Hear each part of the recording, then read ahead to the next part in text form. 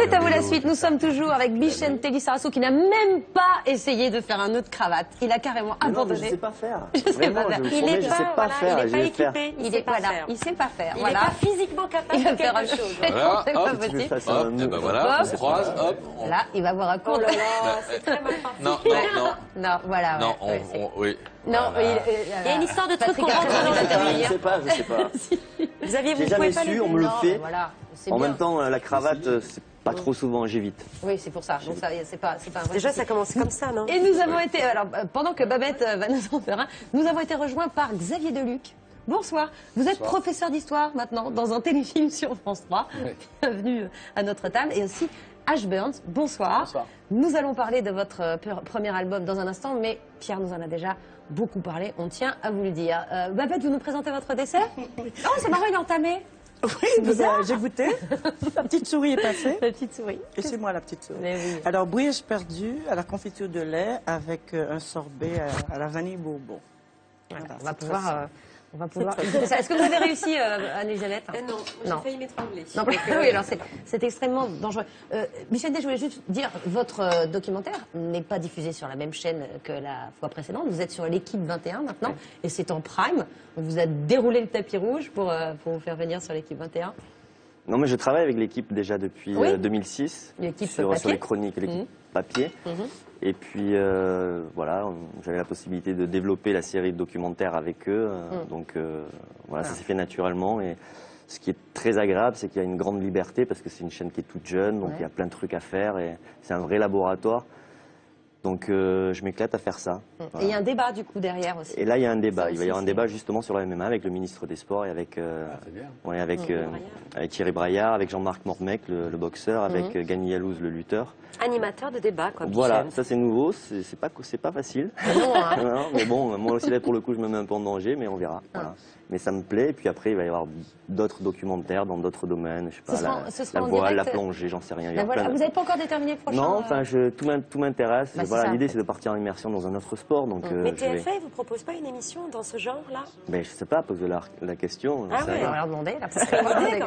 Non, pour l'instant c'est que le foot. On pourrait se dire un doc sur TF1, c'est possible aussi. Ils font, Oui, c'est possible aussi. Mais en tout cas pour l'instant c'est l'équipe 21 et je suis très content de pouvoir faire ça. Alors, TF1 qui est la chaîne de Xavier Deluc depuis déjà 9 saisons. 9 saisons de section de recherche. Ouais. La 9e saison, elle démarre ce soir. Mais vous venez nous présenter une autre actualité. Ça s'appelle Changement de cap. Ouais. C'est un téléfilm qui sera diffusé mardi prochain sur France 3. TF1 vous a pas tapé sur les doigts d'aller faire des incartades sur le service public que vous avez donné? Je suis allé les voir avant de... Leur demander la permission? Ouais, pas demander, mais les avertir que le scénario m'intéressait, que j'avais vraiment envie de jouer ce personnage et voilà, qu'est-ce que je pouvais faire. Et ils ont trouvé que c'était élégant de ma part et puis ils m'ont dit mais bien sûr, va t'éclater ailleurs, sors de la peau du flic un peu, puis reviens-nous vite. Vous sortez de la peau du flic pour rentrer dans la peau d'un militaire à la retraite à 48 ans, mais qui pour le coup va changer de cap puisqu'il va devenir professeur d'histoire, puisque l'éducation nationale n'arrive pas à remplacer les profs absents. Et qu'est-ce qui se passe? Vous décidez du coup de le faire, de devenir le professeur d'histoire de votre fils, avec un sens de la pédagogie assez particulier, quoi. C'est militaire. C'est-à-dire qu'il met les pieds dans le plat tout le temps, quoi, avec sa femme, son fils, et puis il veut se rendre intéressant, il se propose en tant que professeur à la réunion des parents d'élèves, et puis il se retrouve tout seul à se proposer, et puis il le fait, et puis c'est vrai qu'il est un peu resté scotché en Afghanistan, donc il a des méthodes un peu rigoureuses, et je crois que les gamins lui font comprendre que c'est pas tout à fait comme ça qu'il faut s'y prendre. Il veut bien faire, mais il fait très mal. Et puis après, je sais pas, il essaie de faire des quiz, des choses comme ça pour rendre l'éducation plus agréable. Et puis les gamins, je crois surtout, lui apprennent à vivre plutôt que lui leur apprend quoi que ce soit. On regarde quand même un extrait, son entrée en matière dans la classe, qui n'est pas fine. Hein. Qui n'est pas fine, c'est le moins qu'on puisse dire.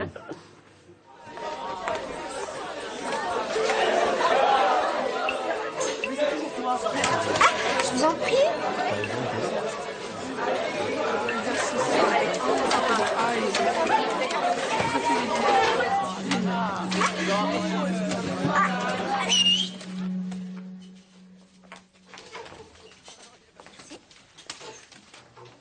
Je vous présente Monsieur Legrand, qui va remplacer Madame Joubert.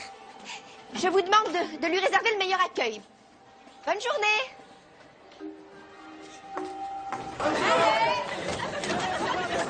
Silence, s'il vous plaît. Chacun à son poste. Enfin, à sa place. Chacun... Oui. Chacun à son poste. Des méthodes un peu militaires à l'école. Ce serait une bonne solution? Non, je pense pas, franchement. Mais il fait des gaffes, justement, avec la directrice, tout le monde. Mais c'est des mots qui lui reviennent comme ça, sur l'ordre, sur... Une tête. Pas une tête qui dépasse. Ouais. Et puis, je pense qu'il s'adoucit au fur et à mesure. Mais le pauvre, il essaie de se rendre utile parce qu'il s'ennuie, il se fait chier à la maison, sa femme, elle comprend pas. Et puis, sa femme interprétée par Astrid Veillon. Astrid Veillon, qui est formidable.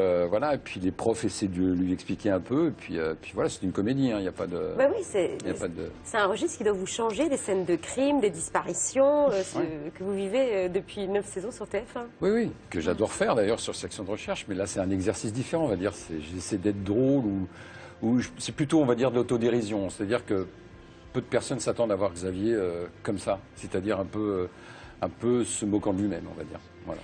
Juste un dernier mot sur Section de recherche qui démarre ce soir, saison 9, dans laquelle vous allez embrasser une femme, ce qui vous était pas arrivé depuis longtemps. C'est incroyable. Non, mais vous imaginez, après 9 ans, je regarde une femme, je lui parle et peut-être je l'embrasse. Non, c'est un truc de dingue. Mais il se passe des choses en ce moment. Ah oui, ma femme s'inquiète avant.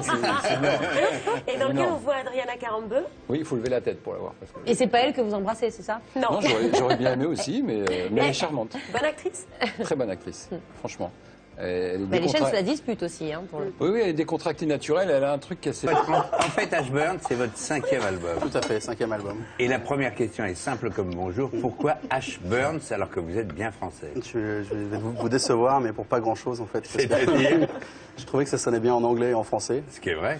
Et que ça pouvait éveiller un peu l'imaginaire des gens. C'est-à-dire qu'ils s'imaginent un peu les trucs derrière ça. Moi, le premier album, quand je vois Ashburn, que je sais que vous êtes français et que je vois la pochette avec l'avion, qui est une pochette mystérieuse où un corps a l'air de s'échapper de l'avion, comme on va le voir. C'est une vraie photo. La photo est absolument magnifique. On va peut-être avoir un procès d'ailleurs si je dis ça. Ah bon, faut pas le dire. Photo. Mais à l'époque, vous jouiez tout seul. Et vos premiers albums, vous étiez pratiquement le seul interprète musicien.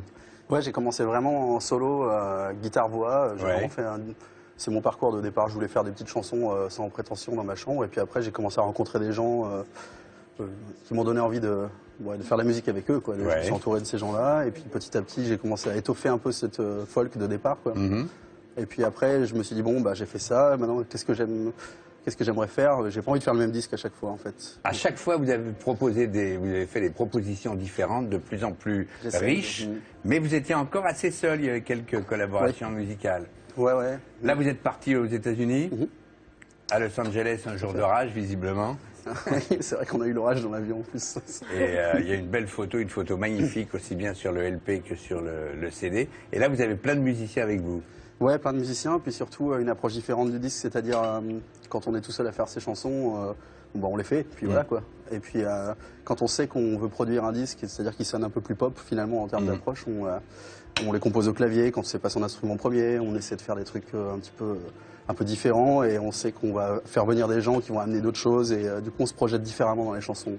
Et vous allez voir aussi bien Xavier que Bibi, ça me fait marrer de vous dire ça comme ça, mais c'est un disque plein qui est français, puisque votre vrai nom, je ne vous l'ai pas fait dire, c'est Brucelin. Renaud Brucelin, Brucelin. Et il est enregistré à Los Angeles, mais avec des musiciens pour beaucoup français. Ouais, presque tous. Et quand vous allez commencer à le faire tourner, vous n'allez plus le lâcher. J'ai une question que m'a incité à poser un garçon de l'équipe qui a beaucoup plus de lettres que moi, dans le titre que va nous interpréter Ashburn, qui s'appelle Now We Have to Be. L'une des phrases veut se traduire par « Est-ce que c'est pendant l'orage que votre esprit torturé est en paix ?» C'est plutôt est-ce que votre esprit torturé est en paix pendant l'orage? Voilà. Est-ce que c'est inspiré d'un poète russe? Personne d'avoir posé la question. Oui, on aimerait bien. Est-ce que c'est inspiré d'un poète russe? Non, j'aurais bien aimé vous dire oui, mais c'est pas le cas. Parce qu'il y a un poète russe qui dit presque la même chose. Est-ce que c'est dans la tempête que l'insensé trouve le repos? C'est presque. C'est vrai. Vous pouvez nous donner l'identité de ce garçon de notre rédaction qui est hyper Il s'appelle Cyril Blanc. C'est Cyril. Et il m'a fait découvrir ce poète russe de la fin du 19e. Il y a une filiation entre Ce Poëtrus, Lermontov et Ashburns. C'est magnifique. C'est magnifique, c'est fabuleux. Alors vraiment, on a presque envie de faire venir Cyril. Il est là, Cyril? Non, il n'est pas là. Non, ce sont les musiciens que l'on voit apparaître. Voilà, c'est l'heure du live, je vous en prie.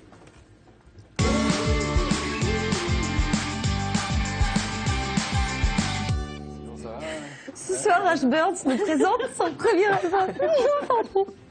Night Moves. Et le titre? Pardon, excusez-moi, vraiment, excusez-moi. Bienvenue à vous. Et ce soir, vous nous chantez Nowhere to Be. C'est à vous. Bravo. Et cet album, donc, Night Moves. Je tiens quand même à m'excuser auprès d'Adriana Carambeu pour cet enchaînement absolument raté. Surtout qu'on adore Adriana Carambeu. En plus, dans cette émission, elle était venue voir. Elle est formidable, elle est naturelle, elle est drôle, elle est spirituelle. Des pieds à la tête. On l'adore. Des pieds à la tête. On l'adore. Merci beaucoup, Ashburns, donc, d'être venu nous voir et répondre à l'invitation de Pierre. Très bon choix, très bonne sélection.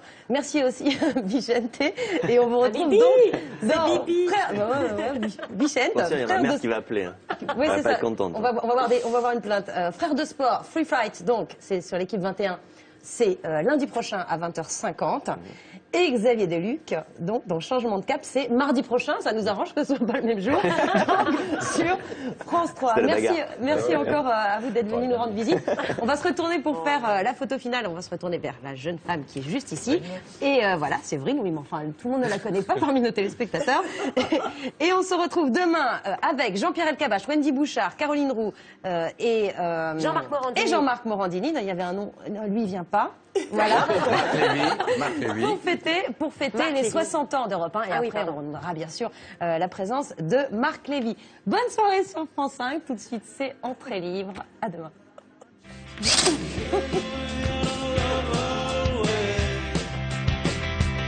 Watch out.